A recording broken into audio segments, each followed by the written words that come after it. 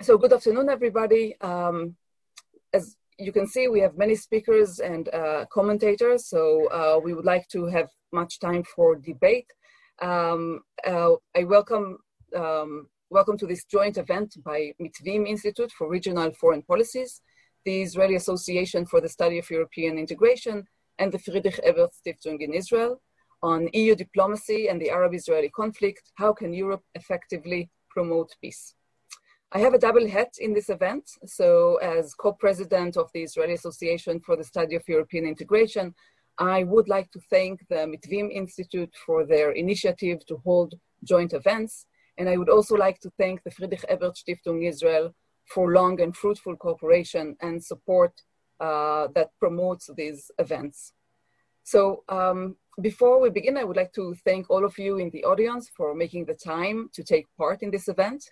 As I said, we had almost 300 people enlisted to this Zoom. Even if not all of them are here, we have a lot of interest, which is very encouraging. And as I said, if we will encounter some internet difficulties, then I will ask you to close your cameras. But for the time being, please, you're very much invited to have your camera on unless you don't want to be recorded. So Micky Drill, project manager at the Friedrich-Ebert-Stiftung, the office in Israel. The virtual floor is yours, please, Micky. You can unmute yourself, please. Here. Okay, can you hear me? Yes. Okay, so welcome to everybody. As some of you may know, FS Israel is actively engaged in advancing Israeli-European relations and promote regular policy dialogues between the EU and Israel. From our point of view, one of the strategic targets of the FS work in Israel is strengthening Israeli-European alliances and disseminating information about the EU in Israel and vice versa. This is very important since Israeli-European relations are complex and ambivalent.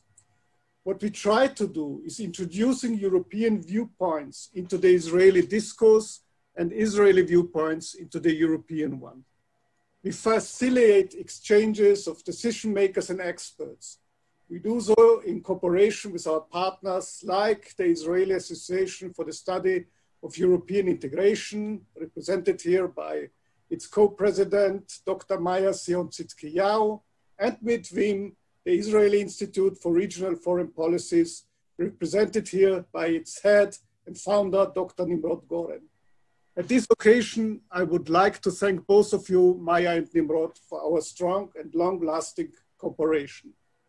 Usually, in normal times, we hold events like this one at leading universities and academic colleges in Israel, with the aim to bring distinguished lecture guests from abroad and assemble discussion panels around the guests with leading Israeli lecturers and prominent figures specialized in European affairs. Now we are forced to do so by Zoom, which also has its advantages, like assembling people from all over the world. I'm really happy that we do have so many participants from so many countries with us today. Without any doubt, this fact is also due to the important and interesting topic we are discussing today and due to all the distinguished speakers. So thank you, Anders, Joel, Rafaela, and Gilad for being with us. We all are looking forward to listen to your contributions. I wish us all an exciting and fruitful discussion. Thank you. Thank you, Micky. So we're moving actually to the beginning of the event. We initiated this event following the publication of Dr. Anders Persson's recent book, EU Diplomacy and the Arab-Israeli Conflict, 1967-2019. And we actually asked the panel of speakers to address the main question: how can Europe effectively promote peace? And from different angles. So before we begin with Dr. Persson's presentation, I would like to ask you, the audience, to wait with using, for using the chat closer to the Q&A session, so as to allow us to focus our attention span at the speakers. When we draw closer to the Q&A session, we will have two options. One, you can write your question in the chat, and the second, you can unmute yourself and ask your question. You can also use the chat to tell me that you want to unmute yourself and ask a question. So those are the options. In both cases, when you want to ask a question, please shortly present yourself. Try to be short and have a question mark at the end, and address your question to one of the speakers. Okay, and so we begin. Dr. Persson is a senior lecturer at the Department of Political Science at Linnaeus University. His primary research interest is the role of the EU in the Israeli-Palestinian conflict. He has written 4 books about this topic and published articles analyzing, among other themes, the EU's discourse and normative power Europe in this conflict. Please, Anders, the Zoom floor is yours. Thank you very much, Maya. I'm going to start here to share my screen. Hopefully it will be working. Let me see. It worked, right? You can all see the screen? Yes, we can. And let me see. I can't really use it. So it's... Yeah, it seems to be working. Thanks a lot for inviting me to this this event. You know, when you invite an American to an academic event like this, he or she will always start by cracking a really bad joke, and an Asian will apologize. And as a polite European like me, we are grateful and thank all the people involved here. So in that spirit, I would like to thank all the staff at Mitvim, and especially you, Maya, for making this happen. The topic of today is the effectiveness of the European Union in the Israeli-Arab conflict, and that's the topic I will talk about. I will start saying a few words about my book and sort of the rationale for writing it, and sort of a few of the key arguments. I think they are important in order to understand the effectiveness or the lack of the effectiveness. I'll go on and talk for a maximum 15 minutes, and then I'll leave the floors to others. So I realized a couple of years ago when I did my postdoc in Copenhagen that there were a lot of commemorations going on in the conflict. It was 70 years since Israel was created, 50 years since the 1967 war, 25 years since Oslo, 30 years since the first Intifada. And I sort of thought to myself that, hey, in 2021, that's next year, it will be 50 years since the EU's foreign ministers issued their first declaration on this conflict. And that is sort of a good milestone for writing a book. And that also sort of testifies to the effectiveness involved there, that they keep issuing declarations 50 years later. But we'll get back to that in a while. So with my book, I wanted it to be sort of the first historic overview of this 50-year period, based exclusively on primary sources. I went through 80,000 pages of EU text in the Bulletin of the European Union, and before that in the Bulletin of the European Communities. I will say the EU here throughout the presentation, even if it was called the EC and stuff like that before, but it's only too complicating it. My book tries to identify and analyze the big policy departures, when, how, and why they happened. And I also try to do it in a sort of chronological way, so it will be easy to sort of look up what the EU said about Oslo or Camp David, or so. It's meant as a guide for policymakers to easily go through it. When I reviewed this huge material, it was very clear to me that the Israeli-Arab conflict had a special place in the EU's discourse. It was simply much more important than other conflicts. And I sort of wanted to prove why. Because I have heard a lot of, when I lecture either in Israel or to Palestinians, or when I meet people interested in this conflict here in Europe, there are a lot of sort of myths and conspiracy theories around. And a very common, for example, in Israel is that the EU is pro-Palestinian because of Muslim immigration. That's very common that you hear that, even from senior Israeli diplomats. But for example, in my book, I very clearly show that the EU was much more critical against Israel in the 70s and the 80s, before the Muslims started to arrive en masse. And the Muslim immigration to Europe has actually twisted the EU's policies in favor of Israel, even if many Israelis don't know that. But that's the truth. And we can talk more about this later if anyone would like to ask questions about it. But I sort of list 4 arguments as to why this conflict has been more important than other conflicts for the EU. And the first is that this conflict has been central to the formation of the EU's foreign policy. Right after the war in 1967, there wasn't an EU foreign policy, but many people pushed for it in the parliament and elsewhere.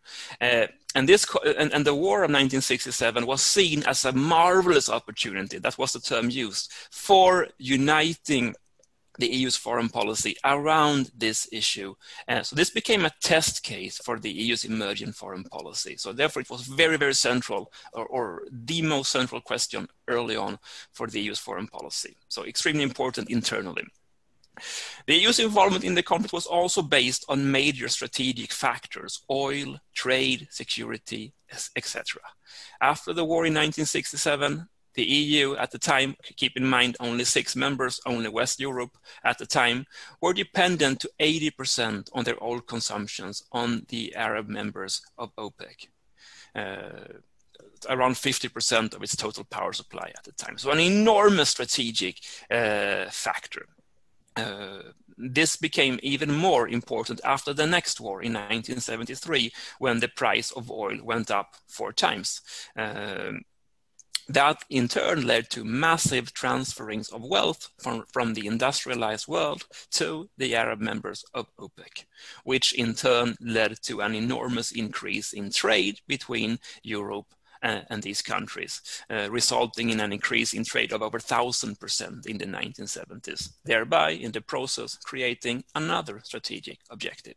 And when you say that something is based on strategic factors, it of course means that the importance can go up and down depending on how important these factors are. So for example, right now when oil is cheap and plenty, that is not really an issue anymore. And nowadays, Europe is not that dependent on oil from the Middle East either, but it was extremely important in the beginning. And then other factors like security, terrorism, refugees have come along. The conflict has also had a persistent, unique place, at least up until the past 10 years or so in the EU's foreign policy. And I can see that in the material that I've gone through, over 2,000 statements or other mentionings related to the keywords that I searched through. I used computer-based methods to search through the material. It's impossible for a single researcher to sit and flip, tens of thousands of pages. But of course, it's an interesting question to say, which is the second most, important conflict for the EU, which is the conflict they have sort of given the second most importance to. I think it is the Bosnian War of the 90s, but I only coded this conflict, but it has a specific role. There's no doubt about that. And the EU is part of the conflict. Through its close economic and bilateral relations with Israel and through its close financial support to the Palestinians and also through various missions on the ground. So these are sort of my 4 key arguments. And looking at it theoretically, I'm not going to go deep into it, but it's impossible for one paradigm or theory to accurately account for this 50-year period. We see realism here: security, interest, rivalry, concern over resources. We see liberalism, UN system, international law, trade, democracy promotion, interdependence, regional cooperation, NGO support. We see constructivism, identity formation, agency, discourse analysis, and normative power. All contribute with their parts. And you can throw in even more perspectives if you like. So I will say a few words about the EU's effectiveness in the conflict. I will evaluate it based on sort of 3 broad principles. To what extent, if any, has the EU achieved its objectives here in the conflict? How does the EU compare to other actors involved? And what other consequences and impacts have EU policies had? I think this is a sort of a reasonable way of evaluating an actor in political science. So has the EU achieved its objectives? And no, and very much no. But on the other hand, it was probably never realistic either to believe that. The EU never led the high-level diplomacy in the conflict. And we see that very clearly, say, from the Geneva Conference of 1973 to Camp David 78, 79. We see it in Oslo 93, Israeli-Jordan Treaty. We see it in the second round of the Camp David, in Obama and Trump's visions, and so on. But the EU often had important roles to play before and after these high-level negotiations. We see it, of course, in Oslo very much in the period before that.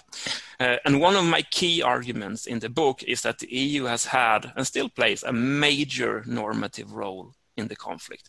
In the 1970s, the EU very strongly legitimized an Arab and later Palestinian narrative of the conflict, speaking about the Palestinians first as refugees, then as Palestinians with legitimate rights, with a right to a homeland, with legal rights. All this culminated with the Venice Declaration of 1980, which advocated Palestinian self-determination and talks with the PLO. It took another 20 years before the EU advocated for a Palestinian state. But here was a major normative role here. And when the EU issued many of these declarations, they were harshly criticized both by the Israeli government, by the Americans, and sometimes by the Arabs as well. And then later on, many of these actors themselves adopted many of the ideas that the EU had been among the pioneers to outline. I'm not saying that this is a causal argument, that it's only because of the EU without any other factors contributing. That's one of the most difficult things in political science, to establish causality, that A leads to B without other factors contributing. And that is, of course, often not the case, because there are often many factors behind a decision. But nevertheless, a major normative power here. We see it very clearly as well in the 1980s, when the EU legitimized the key principles of Oslo, which was mutual recognition and land for peace. This has now been replaced by the peace for peace formula. One can also argue that the EU has been a successful technocratic actor here in building up the institutions for a Palestinian state. 10 years ago, all the leading institutions in the world said that the PA was ready for statehood. It didn't happen, but I think it was an achievement. But again, big differences here between having leverage and using leverage. EU has enormous leverage over both Israel and the Palestinians. EU's economy before the pandemic, in nominal terms, 50 times as big as Israel, over 1,000 times as big as the Palestinian Authority. And major leverage in form of the association agreement, the research corporation, the visa-free travel, and even more things. The perception has been, and we can talk about it more, that Israel has always been too strong to pressure, whereas the Palestinians have been too weak to pressure. Moving on, how does the EU compare to other actors involved in the conflict? And here I think it's fair to say that the EU will come out much more favorably in a comparative perspective, looking at the US, the UN, Russia, the Soviet Union before that, the Arab League, China perhaps, and others, because the EU has been more consistent, more predictable, and more transparent. You can log into the EU's website, you will see exactly where the EU stands on all different issues. And that's normally not the case for many other actors, including Israel and the Palestinian governments themselves. I mean, where does, the PA really stands on, certain things, and same with Israeli governments and many others. But what we see now, of course, the Trump vision, this is a typical thing of what the EU can't do. Bring, high-level actors together, sort of push them to make an agreement, and throw in, a lucrative weapons deal on top of that. That's a typical thing that the EU cannot do. And of course, the EU's vision of peace here, a two-state solution, democratic peace, two democratic states living next to each other. It was based on what was called the inside-out approach, Israeli-Palestinian peace first, Israeli-Arab normalization later. Now we see another vision emerging, partially based on the outside-in approach, Israeli-Arab normalization first, Israeli-Palestinian peace later, or maybe never. And the fear, of course, in the EU is that it won't materialize. And there are also other things here. This is not a rule-based peace. There are no references to international law. Very little, democracy promotion involved, if anything. So there are no multilateralism, at least not in the way that the EU foresaw it. So this departs very much from the EU's vision of peace. And I think that the EU has taken a sort of wait and see approach, especially waiting to see what will happen in the American presidential election. Because if we'll get 4 more years of Trump, and I think he has a good chance of being reelected, then this will be a very different story from, say, a Biden administration. And I think that is even more true in questions like Iran and stuff like that. what other consequences? I mean, there are sort of three big policies standing out here. The decades-long legitimization of the Palestinians, including the PLO and their right to a state. Firm recognition of Israel's right to exist in security and prosperity within international recognized borders without being subjective to terror or boycotts. I can speak on the EU's policies on terror, for example. It's an interesting story to tell there. The worst terror attacks in Israel took place in the 1970s, the Maalot school massacre, Coastal Road. EU did not condemn them when they happened. And then this changed very much during Oslo, when the EU started to condemn Palestinian terrorism. And after 9/11, when a war on terrorism narrative took over much of the EU's discourse, this became much more prevalent. And among the 5 final status issues, the settlement issues has been singled out by the EU since the late 1970s as an especially serious obstacle to the peace process. Other things, as I said, tremendous potential leverage, big rhetoric reality gap. EU was mostly critical of Israel in the 1970s, 80s, much less so, and exactly the other way around for the Palestinians. The EU has indeed been obsessed with the Israeli-Arab conflict. I think that is true, as many Israelis rightly say. The Palestinian territories are also sort of a sui generis case of both state building and democracy promotion. Very difficult to do that, building a state under occupation, because both states and occupation are about sovereignty. And also, finally, the EU has not been more divided over the conflict than it is today. I think the EU and the Palestinian Authority actually resembles each other today, weak and divided, unable to formulate a realistic strategy for the future, and only reacting to events. Thank you very much for giving me those 15 minutes, and I think I'll stop there. I also stopped sharing now, Maya. Is it okay? Yes, please do. Thank you very much, Anders, for keeping the time limit. Wonderful. And we move to our list of speakers, and we begin with Professor Joel Peters from the School of Public and International Affairs, Virginia Tech University from the USA, and also Mitvim Institute. Joel has lived in Israel for a period and was a scholar at the Ben-Gurion University. He published books on EU-Israeli relations and on the Israeli-Palestinian conflict, and is also researching Israeli foreign policy. Joel will talk mostly of the early decades of European diplomacy and the Arab-Israeli conflict. Please, Joel, the floor is yours. Thank you, Maya, and thank you, everyone. It's a pleasure to be with everyone, with old friends, and I'd like to first thank Anders on his book and congratulate him. It's a really fascinating book in that, as he says, he pulls together the history, and in many respects, the latter part where he isn't able to use the bulletin because of when it stopped being published is maybe more interesting because it sheds light on the real changes that have happened in the last decade or so. But without wanting to send Anders back to the 2000 statements, what's also interesting about the bulletin is what is not included in those statements. And that's much harder to find, but it's not as much as what the European Union has said over the years, but what it didn't say at various points. So I've been asked to talk about the early years. I presume that we're talking like 70s, 80s, and 90s. And much of that story is well known. It's often seen as much about Europe trying to forge a common foreign policy as it is about the Israeli-Palestinian conflict itself.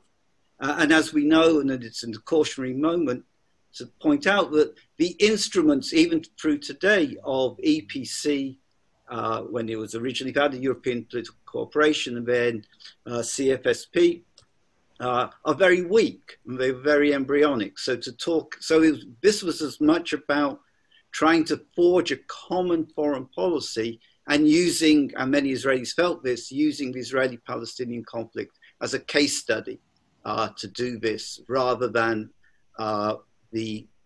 trying to resolve the conflict itself. I would actually if I was to sum up this period of time, I would call that what Europe was doing would be what I would call performative diplomacy. And in the whole way that of issuing declarations, but it was much about a performance of Europe trying to forge a common identity and to be proud that it has a common position over this conflict. Much has always been known about Venice and about the Venice Declaration and how it set out a set of principles which Europe has maintained ever since. But I think maybe the most interesting part about Venice is not what the elements about recognition of the PLO or Palestinian national self-determination, but the preamble in which the Europeans say the traditional ties and common interests which link Europe and the Middle East obligate them to play a special role. And it's those two words, obligate and special, which I think was very much a driving force behind this idea that there's a role to be there, that there's an obligation, though it's never quite clear what that obligation means. The other part is, especially during, say, the Oslo years, is that you have this statement which is very much reflective of this, of Europe wants to be a player and not a payer. And again, and then added to that, commensurate with its standing. So this idea that it needs to be participatory, it needs to be there because of its standing, because its exclusion, especially by the Americans. Much of the Israeli-Palestinian conflict, much of diplomacy is all about performance. Who is on the stage, the handshakes, even you can see with the recent recognition between the UAE and Bahrain with Israel, it had to be added with a performance at the White House, Oslo. And Europe was absent on that. And I want to just bring out 3 examples in those years which are reflective of this. One was the appointment of a special envoy of Moratinos. The idea of creating a permanent presence, a more visible, and the mandate says observing the peace negotiations, contributing where requested. The other, another example of this was at the Euromed Barcelona, within the Barcelona process in Valletta, the meeting in Valletta in 1977, where the Europeans said they would not be about the Israeli-Palestinian conflict, but then exerted all its diplomatic efforts in bringing about a meeting between David Levy, the foreign minister at the time, and Yasser Arafat. The first meeting of its type after an absence of several years, and much was played about that handshake and that meeting and the capacity of the Europeans to bring the Israelis and the Palestinians together. And the final example, which not that well known, maybe not known at all, is that within that time period, the British were contemplating an idea of creating a conference modeled on the OSCE for the Middle East. This was a time when the regional talks, the multilateral talks and the arms control talks were making some progress, and the British felt, because they were not part of that, because the Europeans were excluded from those meetings, that they would have their own separate initiative. And again, another driver behind the British at that time to create such a conference and such a meeting was that the French were contemplating doing something similar at the same time. So this idea of performance. The other final point is about the framing. And here's and in some ways we go back to Venice. Over those years, the Israeli-Palestinian conflict was seen as a question of national self-determination, the rights of the Palestinians. Much is made that Venice, if you look at, say, the Clinton parameters or the whole Oslo process, was based on the Venice principles, that Europe was ahead of its time, and that others finally caught up with the positions that Europeans had held. I would say that, well, one level, Europeans are very happy to congratulate themselves about that. But the missing aspect of this, and Anders mentioned it, it took another 20 years, in fact, after the collapse of Oslo, before Europe actually called for a Palestinian state. We could always say that it was understood from Venice onwards, it was understood through Oslo, that the outcome or the desired outcome of the Europeans would be a Palestinian state, especially amongst European civil society. But it was never explicitly mentioned. In fact, the Berlin Declaration has got this very complex, would welcome it as an option should it happen, type of language. So I think that one of those failings of Europe was maybe not coming out. Now we can go into the reasons why, the criticisms, but the framing and maybe a more explicit call on Palestinian statehood, rather than this sort of language of self-determination, if one looks back at the policy during those years. And I'll stop at that point.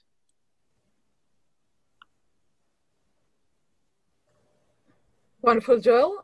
Thank you also for keeping the time and for your intervention. And we move to Professor Raffaella Del Sarto from the Johns Hopkins University, SAIS Europe in Italy.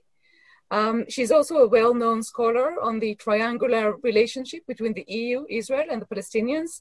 She has published extensively on this issue and has a forthcoming book on the EU-Middle East relations. Raffaella will talk on EU diplomacy and the Arab-Israeli conflict in recent decades.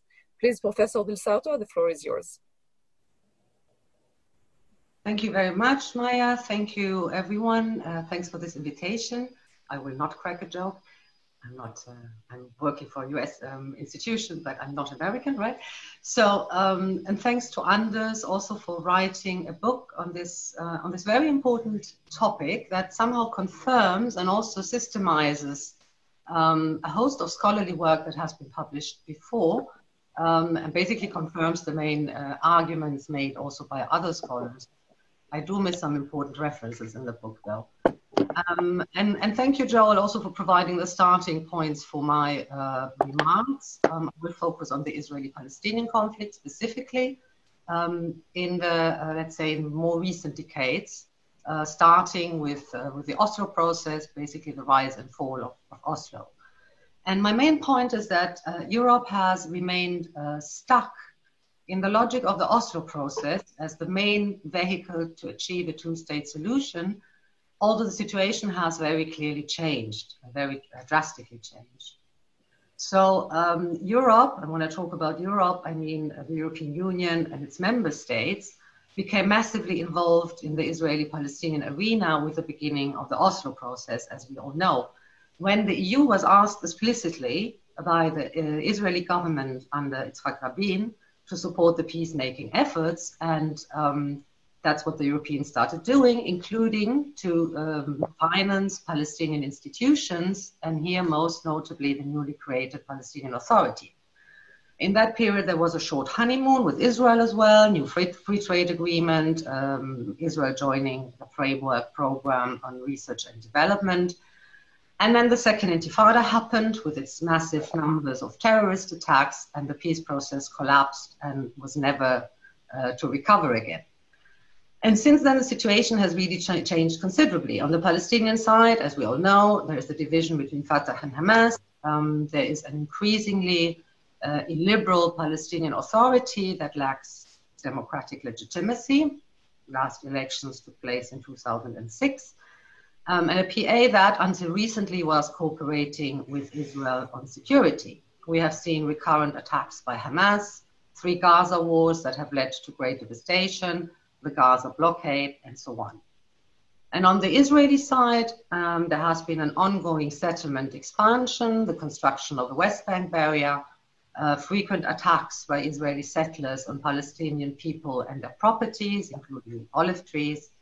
And also very important to keep in mind is that Israel has moved to the right in the last, let's say, 20 years, meaning that the support for a meaningful territorial compromise, the domestic support, has diminished considerably. And what about the Europeans? Well, in all these years, or decades actually, they have continued calling for the resumption of negotiations. They have condemned ongoing Israeli settlement expansion, and of course also the terrorist attacks. At the same time, the EU and its members have remained the largest contributors to the Palestinians, and these contributions have reached €1 billion a year. This includes humanitarian aid, including to Gaza Palestinians, which basically bypasses the the money is channeled by bypassing Hamas. The contributions to the PA and its state building efforts in these 18% of the West Bank that the PA sort of controls.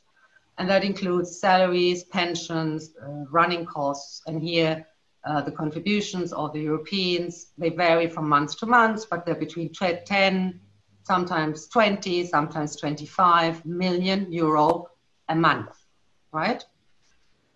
The Europeans train Palestinian civil police, they support justice reforms, finance various projects, and you name it. And they remain the largest contributors to UNRWA, the UN Agency for Palestinian Refugees. So the absurdity, in a way, in all of that is that the Europeans are regularly criticized by Israeli governments and not so well informed, or perhaps sometimes also dishonest, Israeli pundits for continuing to do what they have been asked to do, right? As my colleague and friend Sharon Pardo has put it once, Israel loves to hate Europe. Well, there is something about it, definitely. So the European Union, for example, has been accused of financing Hamas or financing terrorism, which is, of course, complete nonsense, right? Or for supporting the Palestinian Authority. Well, yes, that was part of the deal, right? The Europeans have been attacked for sticking to the two-state solution, for applying its own laws to the trade deals it has with Israel, and for defending international law, particularly as regards the settlements. And in all of this, the Israeli army regularly confiscates EU-funded projects in the West Bank, mainly in Area C. And if we want to add to this absurdity, is that trade relations between Israel and the Europeans have continued to improve. The EU has remained Israel's most important trading partner, with an annual trade volume of about 47 billion euros in goods and services. Israel participates in many programs and projects of the European Union, so it does have a special status, right? And so the Europeans are somehow still stuck. They have remained trapped in this Oslo logic. There is a belief about being able to go back to the early 1990s as if nothing had changed in the meantime. And whereas, in fact, there is a sort of a binational reality on the ground. And there's also the ongoing assumption, often, that Israel and the Palestinians are equal negotiating partners. Now, the question is, why is this? And I think there are three main reasons for that I will only briefly mention. I won't go into detail.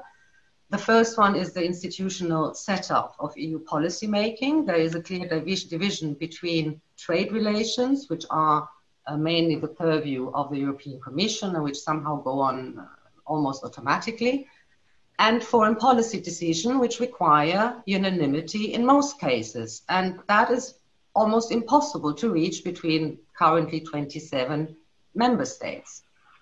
Second reason, there is no international consensus on an alternative framework for resolving the conflict. The United States has remained the key player.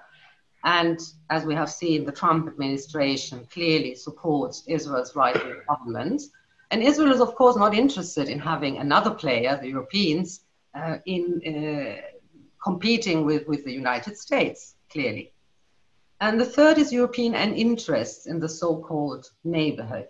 And that is mainly stability and economic benefits. And if we look at the rest of the Middle East, well, Israel and the Palestinian arena is a relatively stable business, right? So why would the Europeans want to rock the boat too much? And just to conclude, the Europeans have maneuvered themselves into an absurd situation. They have helped maintain a situation that has made the achievement of a two-state solution less likely. And then they're regularly attacked by Israel for supporting a situation that is actually in Israel's interest. And equally problematic is the EU's continuous criticism of Israeli policies without any consequences. So has the EU been effective? No. Could Europe be more effective? Definitely yes. Some things could be changed. I believe also that the current climate offers some important opportunities. There are some proposals that have been put on the table over the years. And since my time is up, I will leave that for the discussion. Thank you. Thank you, Rafaela. And we're moving to Advocate Gilad Sher, Chief of Staff and Policy Coordinator to former Israeli Prime Minister Ehud Barak and Senior Peace Negotiator. Under Prime Minister Barak, Attorney Gilad Sher was a senior negotiator at the Camp David Summit and Taba Talks between 1999 and 2001, and a delegate to the 94-95 Israeli-Palestinian Interim Agreement negotiations under Prime Minister Rabin. Advocate Sher will talk of his view as an Israeli practitioner on the EU's role in peace negotiation. Please, the floor is yours. Thank you, and shalom, everyone. First, let me thank you for organizing this conference and for inviting me. My bottom line is that Europe could still play an important political and economic role in any future peace scenario. It could still engage with Israel and the Palestinians. The objective of such engagement would be to help preserving the conditions for an eventual two-state solution by taking the necessary steps to secure both the future of Israel as a Jewish democracy and the sovereign, demilitarized establishment of a Palestinian state. Historically, of course, Europe has been sidelined as a broker in the Middle East peace process, as my fellow panelists here mentioned. It always played second fiddle to the United States. But also, as mentioned before, over the past 3 decades, several very important benchmarks in the Israeli-Palestinian political process occurred either on European soil or throughout involvement of European leaders. Others mentioned some of them. They include, of course, the PLO's initial recognition of Israel in Stockholm, 1988, the 1993 Oslo Declaration of Principles, the Paris Protocol on Economic Relations in 1994, the Swedish track in 2000 in preparation for the Camp David Summit, the appointment of Tony Blair as the Middle East Special Envoy by the Quartet. And we also recall the 2009 French-Egyptian partnership for a Gaza peace plan in a regional summit. And later on in 2017, again initiated by France, an international conference for peace with over 70 countries represented. So obviously, Europe has still not marked a significant achievement or assumed a leading position in the Middle East politics, but it is something that has to be worked out and could be worked out in the future, especially in light of possible developments such as Trump's re-election in the US and Abbas stepping down in the Palestinian Authority and additional normalization between Israel and Sunni states. The EU, I believe, might have an important role to play. But for this to happen, the EU would do well to take several steps. It should first revive the former Quartet partners and engage with regional alliances such as Egypt, Jordan, Saudi Arabia, UAE, others, along with other relevant stakeholders such as Turkey, the World Bank, Again, the aim here is to revitalize bilateral and regional talks concerning the preservation of conditions for an eventual two-state solution, not yet a full-fledged agreement or a comprehensive one. You know, outside in does not mean there is no Israeli-Palestinian conflict to resolve anymore. It is just a sequencing issue. I would also recommend that the EU pushes all parties concerned to take measures, independent measures, for gradual advancement towards a two-state reality in transition to an agreement. This effort requires aid incentives, international support for independent steps to implement agreed segments of treaties that already exist. For instance, unilateral withdrawal from certain parts of the West Bank by Israel, recognition of Israel as the nation state of the Jewish people, Palestinian institution building, economic boosts, Gaza reconstruction and development in return for long-term truce, etc. I believe that the correct approach would be a three-pronged approach, international, regional, and bilateral, including such constructive independent steps that I mentioned, some of them, not anymore the paradigm based on exclusively bilateral Israeli-Palestinian negotiations. Whatever is agreed or mutually coordinated should be implemented. In addition, I believe that Europe should re-engage in secret talks, as it did many years ago and not so much recently. The EU is strategically located to host talks, and thus it can afford greater secrecy and discretion, were both essential for various players, mainly Israelis, Palestinians, leadership, but also actors whose contacts with Israel should remain, even now, below the radar. A few European states can serve as unofficial mediators of a series of private talks leading up to formal bilateral regional conferences.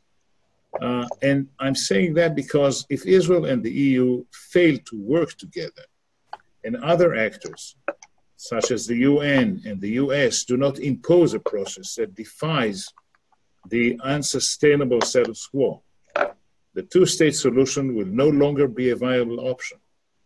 And the alternative, which is likely to be very disastrous, is a binational state. This will be all that remains. So I do believe that the gradual achievement of a two-state solution is still key to regional stability and cooperation, and that Europe can play a role in it. I'll stop here. Thank you very much, Gilad. I will now go back to Dr. Nimrod Goren. We had a technical issue, which I hope is resolved. So Dr. Nimrod Goren, founder and head of Mitvim, the Israeli Institute for Regional Foreign Policies. Can you try now and... Yes, thank you, Maya. I hope you can hear me now. Yeah, we can. Good. So it's a pleasure being with you all. And I think between the good presentation that we heard now and hopefully good discussion that we will have from now, to say a few words on how we see this topic at the Mitvim Institute. Mitvim is a foreign policy think tank. It looks at Israel's regional relations in Europe, in the Middle East, in the Mediterranean, with the aim of also promoting Israeli-Palestinian peace and improving Israel's foreign policy. We see high priority in resolving the Israeli-Arab conflict. It goes without saying. We think it serves Israel's interest, it serves the interest of the Palestinians, it serves the interest of the region as a whole, enabling peace and stability and security, and the people here in the Middle East to fulfill the potential of where they live and how they live. We bless the last development, the positive development between Israel and the UAE and Bahrain. We see them as good things that are happening with Israel expanding the cycle of normalization it has with its neighbors, but we are quite cautious that these developments should not come at the expense of promoting the Israeli-Palestinian peacemaking, going even further, that they should be leveraged in order to advance peace. And that is something we engage on with our new partners in the Gulf and with our old partners in Palestine.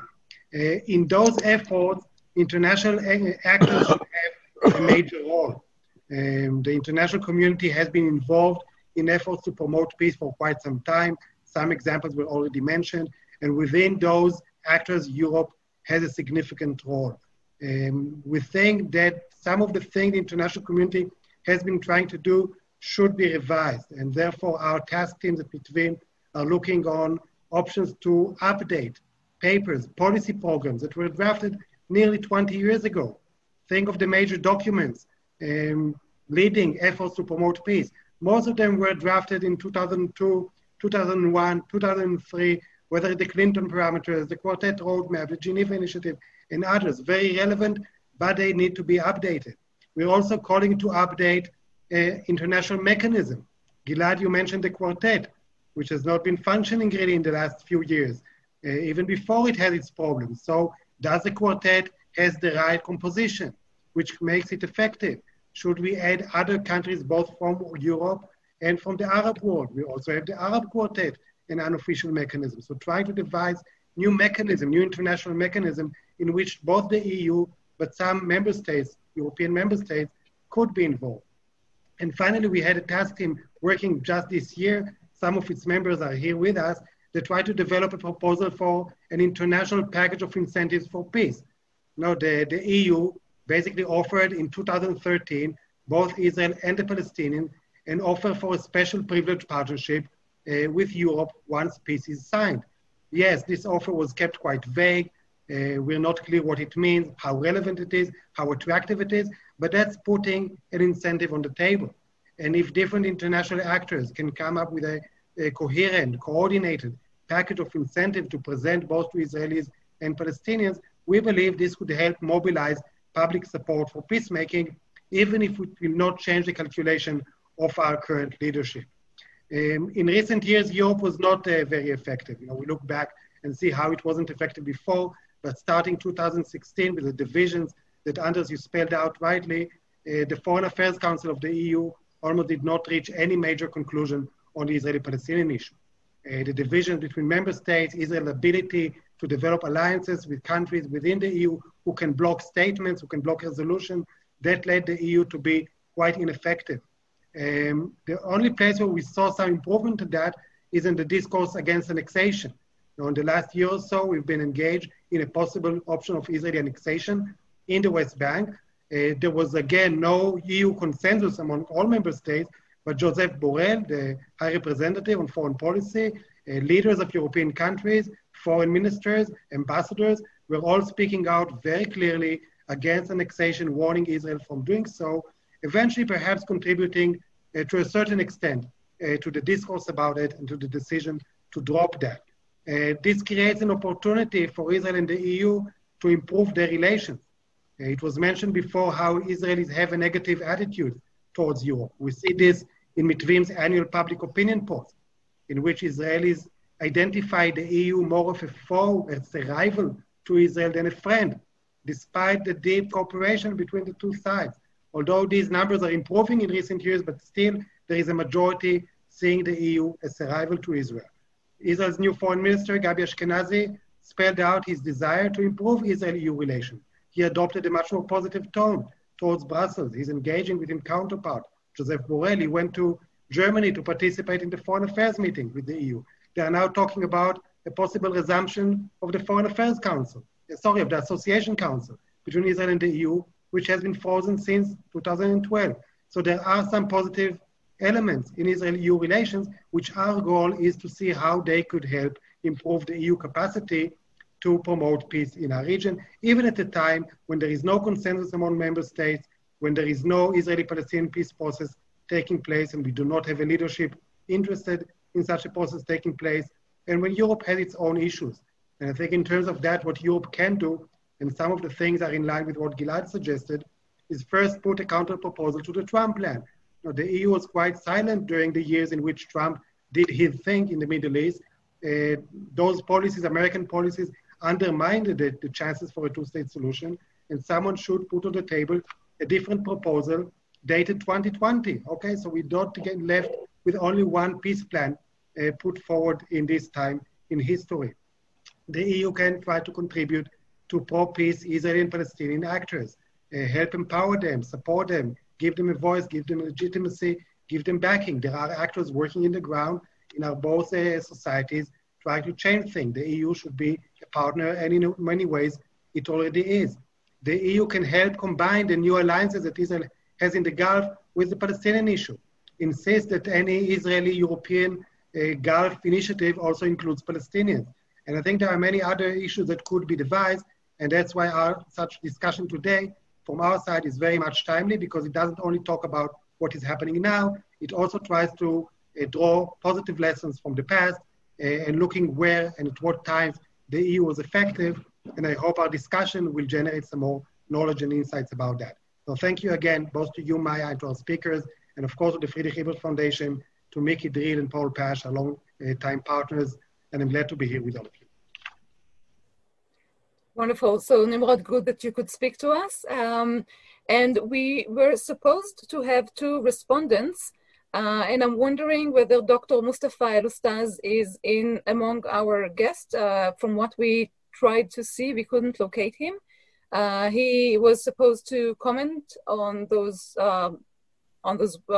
speakers and to bring the Palestinian perspective. He is part of the Geneva initiative and also head of the Human Rights and International Law Department at Al-Quds, BARD. And I hope, Mustafa, if you are among us, please unmute yourself and do talk. And I hope that if not, that he would join us in the coming minutes. I am here. Okay, oh, wonderful, wonderful. So sorry for not being able to locate you. And please no, it's okay, because I have my phone under Xperia. I had an electronic meltdown in the last couple of days, and of course, you cannot get anything fixed. So please go ahead. You have 5 minutes, and you can comment on the. I mean, we heard a lot of opinions and angles to this issue. Please go ahead. Well, I'm a former professor at Al-Quds University.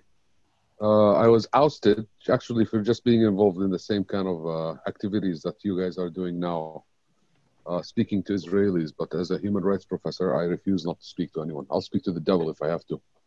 Not to say that you guys are the devil. I don't think you are. The current situation today is pretty complex, especially for the Palestinians. And as you can see, the reaction with the most recent peace talks and the peace agreements, well, they call them the normalization agreements. This doesn't make any sense to me, why they call them normalization rather than peace agreements. With the UAE and Bahrain was pretty interesting. I'm just looking at the comments there. I think the current situation for the Palestinians is pretty desperate, and it's very clear from the situation on the ground between two groups, one in the West Bank and one in Gaza. Total disagreement on how to proceed in facing these difficulties, both facing the Trump administration and the Israeli administrations. Total disagreements on the tactics of how to... Can you guys hear me okay? Okay. Yes. On the tactics of how to confront the Israeli administrations and the American administration, we've seen a total dismissal by the American administration of the Palestinians at this point. So the situation on the Palestinian side is pretty desperate, actually. I would say we're almost not sure what to do. I kind of was calling... I no longer call for that because I'm not... by the way, I'm no longer teaching at that Palestinian university. I was ousted for the claim that I was having Israeli relations, meaning I speak to Israelis. So this being involved in these kind of meetings. But that's all right with me. I mean, as a human rights professor, I thought, you know, we're all human beings, so we should all talk to each other. The situation for the Palestinians today is pretty desperate, actually. I don't think there is a very clear solution of how to proceed, especially in terms of Hamas and Fatah. They really don't know how to deal with this. And then you have an American administration that's fully supportive of the Israelis without offering any kind of serious support for the Palestinians. I mean, in the past with Obama, we've heard them putting pressure on the Israelis. I don't believe it was real pressure, especially with the military deal that happened towards the end of the Obama administration. The Europeans pretty much are in a bad situation due to their history with the Jews. And yes, I say the Jews. I'm not saying the Israelis, because this is an eternal stigma, I think. So the Palestinians today are pretty much in a very, very desperate situation. We see a return to the one-state solution discourse, which is totally unusual now. But this is because, basically, it's because of the DC as a failure of leadership on the Palestinian side, and the failure of Israelis to take any kind of rapid movements, okay, or interesting movements, or solid movements to create a two-state solution. And then, of course, you add to that the rise of the settlements in the West Bank. Of course, we don't have any settlements in Gaza at this point. I mean, who would want to live in Gaza unless you get a beachfront settlement? But the situation is pretty desperate, actually. On the Palestinian side, it's pretty desperate. On the Israeli side, on the other hand, I don't see how desperate it is. I mean, you have a state that's taking care of you if you're an Israeli. On the other side, on the Palestinian side, you don't have a state. You don't have a serious entity that can protect you. I'm sorry to sound like this, a broken record, or like to sound like the normal Palestinian talks, which I totally used to pick on my students and roll my eyes at them when they said that. But now I kind of see it. I mean, luckily I'm a U.S. citizen, so I have the protection of a very powerful state. These are the issues that the Palestinians don't have, on the other hand. How do I see the future regarding to this?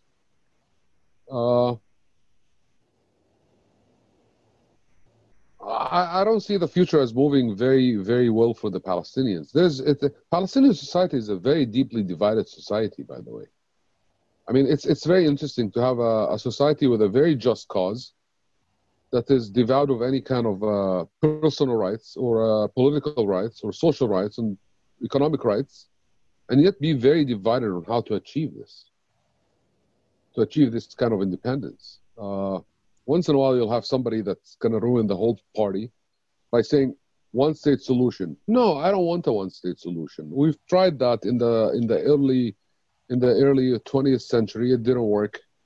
And then we had the UN involved, and we got the two-state proposal, which was refused by the Arabs. Yes, I do believe that was a mistake. But then again, hindsight is 2020. Okay. I mean, it was probably unfathomable at the time to imagine Jews having their own state in Palestine without the full understanding of the situation of what happened in Europe and what's happening around the world. I don't see the situation today as improving for the Palestinians, really. It's going to get a lot worse. I personally call for Palestinians to just leave. Okay, and I hope this recording never goes out. Somebody said I have to say, Mustafa, this is being recorded. If you want us to take out your sentence, then we will take out, and so that's one thing. And if you can say maybe last few words, because we do want to open for discussion. No, that's fine. I'm done. Okay. My last few words are: I don't see it as a positive picture to the Palestinians. Okay, for me, this is a very, very, very desperate situation for people who actually existed on this land for centuries and for millennia, and yet they cannot have a basic state protection. Okay. I mean, this is equal to the Israelis, by the way, which have been able to achieve the state protection from a very powerful state, by the way. Okay, thank you for your... I'm done. Thank you very much for your words. We were supposed to have also member of Knesset Nitzan Horowitz, but due to the coming lockdown in Israel, to the second lockdown, he had to go to a Knesset committee of Constitution and Law, so he cannot be with us. He's in this discussion right now. What we can do, we already have a few people writing in the chat a few questions or wishing to speak, so we can open the floor for questions and of course for answers. What we can do is collect. Andres, we were supposed to go back to you to 5 minutes to have some sort of a summary, but we have 20 minutes left. So why don't we ask a few questions, or you can also pick a few questions from the chat if you'd like. Sure. And we'll have a few minutes to answer to some of the questions. And then we'll have some people also who wanted to talk and ask questions, to unmute themselves and talk.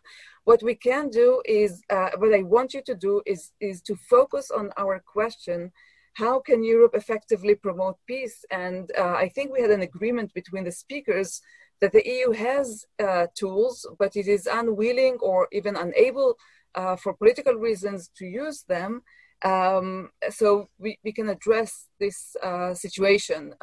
Obviously in the few months or half a year with the annexation plans coming and going, and with the normalization process with Arab countries or peace process with Arab countries, things have changed quite dramatically. So maybe we can also focus on those issues. So Andres, if you would like maybe to address a few of the questions in the chat, and I can also read some of them afterwards. And also we have, I have Tal Sadeh, Dubi Schwartz, Kfir Mizrahi, who wanted to ask questions, and Shmuel Yerushalmi. So if you also want to ask questions, then you can also write in the chat. Please, Andres, go ahead. Yeah, shall I start with the questions here in the way they are listed? The first question is... The first question is about whether Europe, together with Russia and China, can sort of together help resolving the conflict. I'm not so sure about that. I mean, there are a couple of things to be said here. One important thing is that a lot of this diplomacy that we're talking about today took place during the Cold War. And we forget that, you know, and in the 70s was the period of the détente, you know, the cooling off period, which enabled Europe to have a role between the superpowers. Now we're quickly entering into a new Cold War between the US and China. And I think there are two key questions there is, what role will the Middle East play in this Cold War? What role will Europe play? Difficult to say, but probably more marginal roles than the roles both of us have been playing for the last 20 years or so. When it comes sort of to the European Union, Russia, and China working together, these actors already agree with a lot of things regarding, at least sort of on the conceptual level. And people, again, forget that opposition to Israel settlements and some other things here, support for the two-state solutions, are among the most consensus-oriented issues of all in international politics.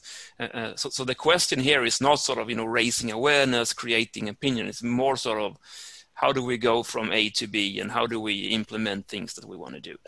So that sort of would be my answer to the first question. Shall I move on to the second question here? Yeah, please. Yeah, this is about the EU created a peace fund in Northern Ireland, contributed to this fund and international civil society and economic programs, and this should the EU invest at scale in these efforts and in this conflict as well? That's at least the way I interpret this question. The thing is, the EU has already pumped in a lot of money, both sort of in direct support to the Palestinian Authority and also to NGOs. And these are good topics to write about if there are sort of students out here looking for topics to write about, the effectiveness and what this has led to, and all these kind of things. The big question here, and Rafaela asserted too that it before that Israel has sort of a strategy here of complaining, and some of these complaints are legitimate, that the EU funds are going to all kinds of shady organizations, but there is also a strategy from Israel, what I call eat the cake, have the cake, complain about the cake, which is that if sort of if you go and ask European officials if Israelis really have sort of pushed them to cut off the funding, they will say no, of course, except for very, very small projects here or there. And then, of course, a bigger question here will also be like, what really are the results of pumping all this kind of money into civil society? That would apply for Israel as well. All these people have gone through this Seed for Peace programs, and very few of them seems to be in office, or even close to be in office. Very few seems to be policymakers. So there are a lot of sort of effectiveness questions to be raised there. Are the money well spent, and so on. These questions apply for all situations where aid are given, even outside the Israeli Palestinian, of course. So the EU is the second and third question. The EU is stuck between an ideal status and the realities on the ground. This has been worse because it has no specific strategy. I think I sort of addressed that question already, that the EU has no strategy. Same with yeah, maybe Andres, maybe I'll ask Giorgio's question to the end, and you can address them, and then we will also open the panel for the rest of the speakers, Rafaela, sure. Gilad, if you want to comment, and Mustafa, and then afterwards, Tal, you can also ask your question, and others. So Giorgio asked, what should be Europe's parameters on building blocks in pushing for peace talks between Israel and the Palestinian Authority? Yeah, should Europe work somehow alongside the Arab states, or recognition of a Palestinian state by European governments? Would that help? That's a really good question, and I think it alludes to the things I said before. The perception has always been that Israel is too strong to pressure, even if the EU has tremendous tools to do that, and the Palestinians are too weak to pressure. And it's very hard to get out of this. I think, personally, that sticks doesn't work. They have been tried for decades, and the leverage here is not, giving somebody more money. Absolutely not. I don't think that would work. Sticks probably work. There is this famous argument by Nathan Thrall that coercive and violence and force and coercive diplomacy is the only language that Israelis and Palestinians understand. I think that he has a powerful argument there. But so being a little bit tougher, I think could very well work. But again, EU is also stuck here because threatening to cut off the funding and these kind of things are not easily done, and especially not since we see the cost of failed state structures across the region, in Libya, in Syria, in Iraq, and in Yemen. That seems to be a very stupid thing to do, to collapse the Palestinian Authority. Okay, wonderful. So let's open the panel here, and Joel or Rafaela, Gilad, Mustafa, if you would like to comment on those things, then please do so quickly, and then we can have some questions, other questions. I'd like to say something, actually. I've always talked about, actually, the European role against Israelis. I mean, sorry for using the word against. But I do think the Europeans could use a very, very simple step, which is actually called the visa waiver program. Remove it for Israelis. I don't see why the Europeans are allowing this to happen. Israelis find it very luxurious to pick up and just go spend the weekend in Cyprus, go spend the weekend somewhere in Europe without a visa. One thing the Europeans could do that could exert a lot of pressure on the Israeli government because of these lack of conveniences for the Israeli citizens is to actually reinstitute visa requirements, just like the U.S. does, actually. The U.S. has visas for Israelis. If you want to go to the U.S., you are as an Israeli, despite the close relations between the U.S. and Israel, you need a visa. Okay, so just give them equal treatments. Palestinians need a visa to go to Europe. You know what? As long as there is occupation, Israelis need visas. Go wait in line at the Cyprus embassy, at the French embassy. There are certain steps the Europeans, unfortunately, due to their bad history with Israel and the Jews, they're not willing to take. But these are steps that could actually have an impact on the individuals in Israel to change governments, actually. Okay, Joel, would you like to comment?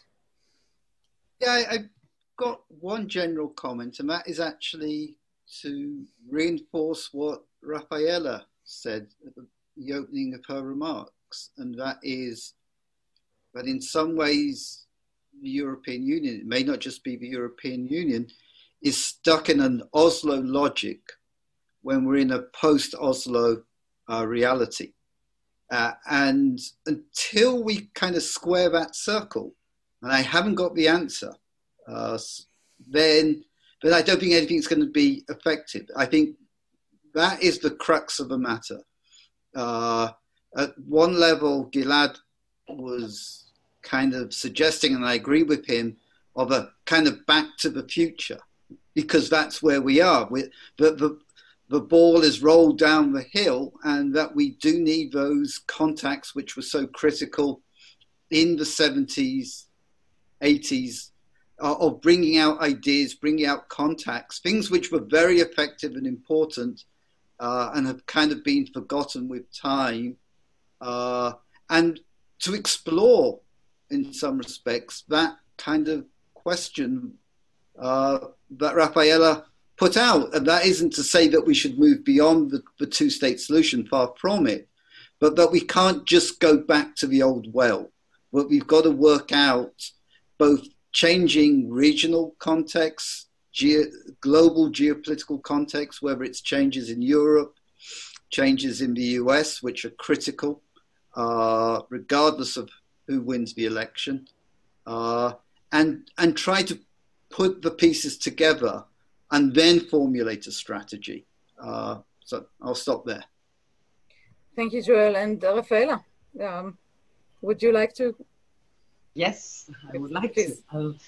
I think that the European Union has been very clear that it wants to keep the two-state solution as a solution to the conflict, right? I mean, there would be also alternatives to that, right? Recognizing some sort of federation or one-state reality or a one-state solution and so on and so on. But it seems very clear to me that it's the two-state solution that the European Union still wants to aim at. So I think that if that is the objective, then perhaps you have to change the framework and the means to get there. And I would just like to refer to a group of eminent Europeans, meaning former prime ministers, ambassadors, foreign ministers, and so on, that wrote a letter back then to Federica Mogherini, but even before that, there had already been an expression of this group saying that this approach doesn't work. That was already in 2013, and then the last letter in 2016, that they basically argued to introduce stringent political conditionality within Europe's transactions with both sides, right? And to hold both parties politically accountable for human rights violations. What they also suggested was to acknowledge the asymmetrical power relations between the two sides and create greater equity, including through the recognition of a Palestinian state.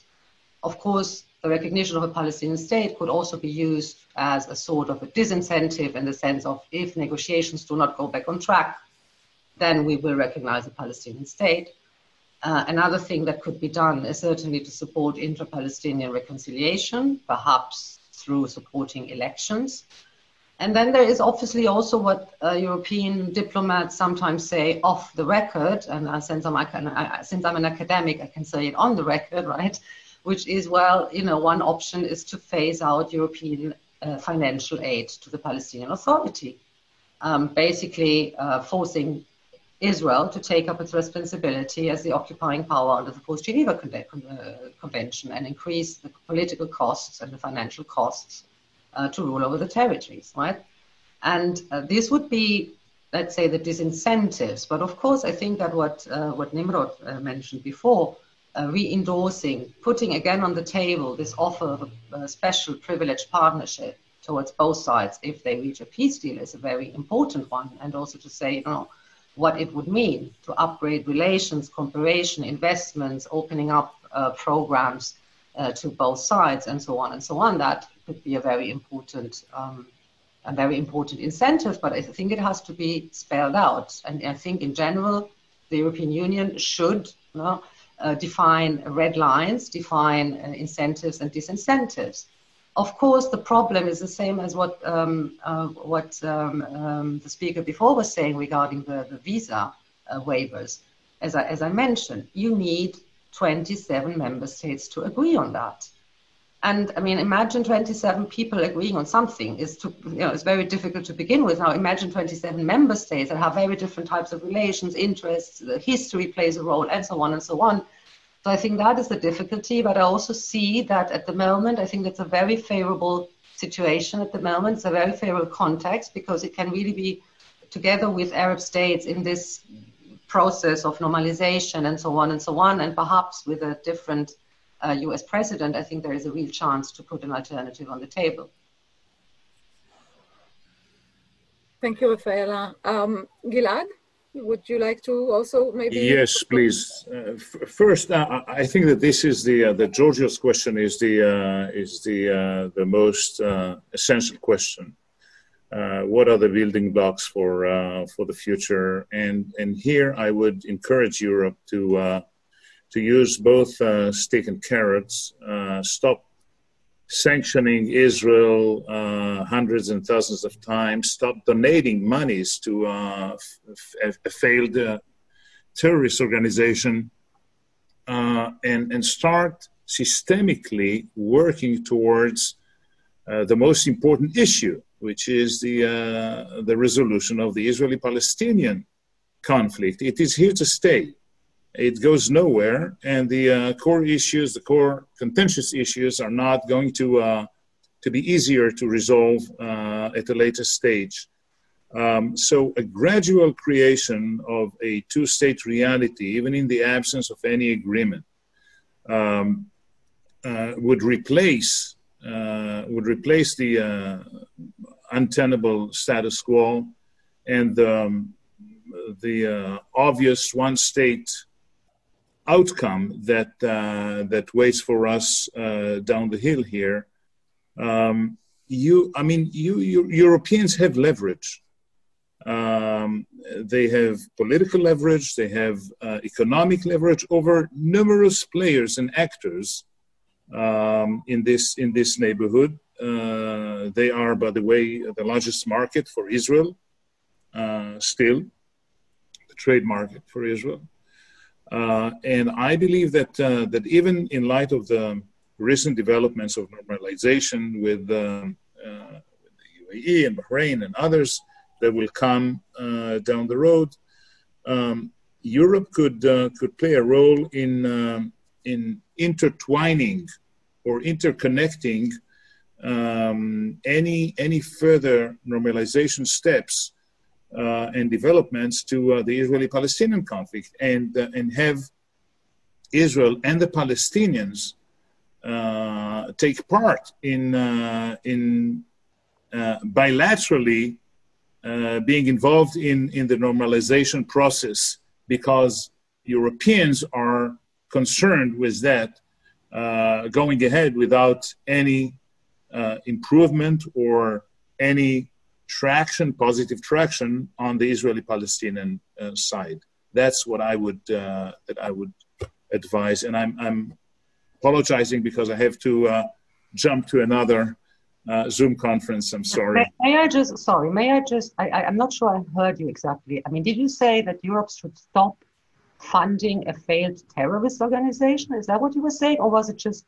Did I just don't hear it correctly? I was saying that Europe has been characterized in the last couple of decades as systematically sanctioning Israel and punishing Israel over what it does in the territories, and at the same time donating monies that went eventually to not serve the objectives that they were given to the Palestinian Authority. You must be a lawyer. You're very nice in talking around it. I mean, you didn't say that the Europeans are funding Hamas or anything, right? I am a lawyer, and I'm speaking the truth as much as as I can appreciate it. Right. I think, Rafaela, what this discussion can show us that as someone who is a specialist in EU affairs in Israel, there is a lot of misperception of the EU in Israel. And this is what the media in Israel is portraying to the audience, to the Israelis about the EU. And there is a lot of work to be done in that regard, with the role that the EU is playing and why is the EU taking the stance that it takes.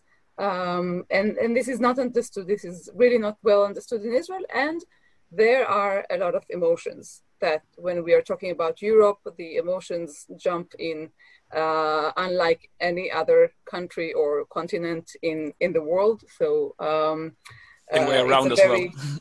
Yes, but then there are facts and then there are perceptions, as we said before, right? And that's also what I mentioned before, that the EU has been criticized by Israeli governments and by Israeli pundits to do specific things that they do not do. And I think that's also important if you want to have a serious discussion based on facts. And I think that is one of the reasons we're having these discussions, to also make some things very clear, right? The EU is being used as a scapegoat in the EU itself by the EU member states, and the Israelis have learned the trick as well, and they're using the EU as a scapegoat very easily, too easily, perhaps. So yes, absolutely. I think we are 2 minutes before we are supposed to wrap up.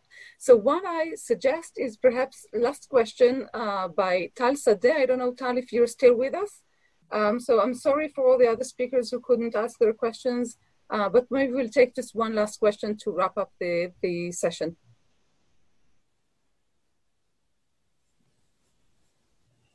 Tal, are you who with are you us? recognizing? I was hoping maybe that Tal suggested or asked to ask a question, Tal Sadeh, but maybe he's not with us anymore. Okay, so I think there was some questions who were answered already, but Tal, and there was also Kfir who wanted to ask a question. And I'm not sure if it was answered. So if not, then we have 1 minute for... It wasn't. Can I speak? Please go ahead. Okay. Well, actually, it was touched a little bit earlier on. But it's something which is rarely discussed, and I was wondering if you can elaborate a little bit. What is the interest of the EU, the geopolitical interest of the EU, in solving the conflict, and how does that affect the prospects of that particular interest, if it exists or not at all, in ever bringing pressure on the Palestinians when the next round of negotiation comes? I'm not talking about economical pressure, I'm talking about diplomatic pressure. You want me to elaborate on that? Yes. Yes, please. There's been, I didn't raise it in my presentation, but there has for a long time been a twin narrative within the EU regarding this conflict. And that twin narrative has been, number one, the Arab-Israeli conflict is the key to peace in the whole Middle East. And peace in the Arab-Israeli conflict will lead to peace, or at least a lot of good development elsewhere in the Middle East. That twin narrative was true for, let's say, 4 decades, all about until, say, the last decade or so, with the rise of terrorism in Europe, the rise of the Islamic State, the rise of Iran, and a couple of other things, which has sort of had led this conflict to be less of a burning priority at the same time as other fires have been burning higher. And there is, of course, nothing that, say, a typical right-wing Israeli hate more than this twin narrative. And you can see it elsewhere. You saw it, for example, in the first Obama administration as well. As to sort of the second part of the question of sort of pressuring the Palestinians, that is something that, well, to be fair, the EU, I think, has pressured Hamas and done things towards Hamas, which is sort of, I think that's the only time when the EU really has used most of its leverage here and really sort of pushing really hard against somebody. Keep in mind that the EU's vision of a two-state solution is based on a strong Palestinian Authority, not a weak one. And sort of in light of that, it is very difficult to pressure the Palestinian Authority further, because if you pressure it too hard, pressure it over the brink, it may collapse. And so that would be sort of the logic involved here. Thank you, Andres. So Rafaela and then Joel, and then we'll wrap up our session, please. Well, I think it's important to keep in mind that the European support for the Palestinian Authority, as I said before, is exactly what the Israelis have been asking the EU to do. So it's not this these vicious Europeans that are financing the terrorists. That is completely wrong. And I would like to put that very clearly. I know that the perception may be like that, but I think that that has to be put very clearly. So they're financing the Palestinian Authority, and it is clear to keep in mind that that is also in Israel's interest, right? And they're not financing Hamas, and they're not financing terrorist activities. They're providing humanitarian aid to Gaza Palestinian, but that money is channeled through the PA in Ramallah, and Israel knows that very well and is okay with that, right? So I think that is the framework, and the interests of the European Union in the region. First of all, they are really invested in the region because they have been providing so much financial support and money to the region that they are invested in the conflict. Secondly, as I said before, the EU is interested in stability in its neighborhood. It's very important, right? And then there's, of course, also the whole issue of the legacy of history, why for many Europeans, it would be important to see that there is a peace agreement there, right? So I think that that all plays together, and you know, the assumption or the claims. I know the claims very well. I mean, I lived in Israel for a long time during Oslo. I know exactly what the accusation during the fall, rise and fall of Oslo. I know exactly what the accusations against the Europeans are, and they have certainly not become better. But I think that it's important to keep in mind that the EU has been playing a role, although it is, of course, not the role that the United States has been playing. Thank you. Maya, you're muted. Yeah, Joel, please, you have the last word. Yeah, well, firstly, I just would like to go back and tell everybody to go and read Anders' book, because it really does put in the whole changes in European positions. And in some respects, a little bit of listening to the discussion today and being part of it was a kind of, for my own sake, back to the future. We could have been having this same type of conversation 10 years ago, 20 years ago, 30 years ago. And I think I must probably participated in similar discussions and framings over those previous decades. And why I say that is that I think that part of the discussion may be not just from a European perspective, but also from an international and Israeli perspective, is that we're still caught in the idea of self-determination and as this being a kind of nationalist conflict. And the answer is two states and how we create two states. And part of the role maybe for the Europeans and for everyone is to also look at this, and I'm kind of sitting on what others have put forward, of looking at this in terms of human rights and certain issues which are very kind of fundamental and as a way of addressing the situation on the ground between Israelis and Palestinians, of looking about issues, not just about how do we get Israelis and Palestinians back to the negotiating table and what can Europeans do for that, but look at various issues on the ground and look at, because many people have moved on and moved in, don't look at this as a nationalist conflict, but look at this as a rights-based conflict, an identity-based conflict, and how Europe can be engaged in that. And I know that Europe has put a lot of money in the past, but I think the question about civil society or peace fund is that ultimately to look at ways of supporting grassroots movements.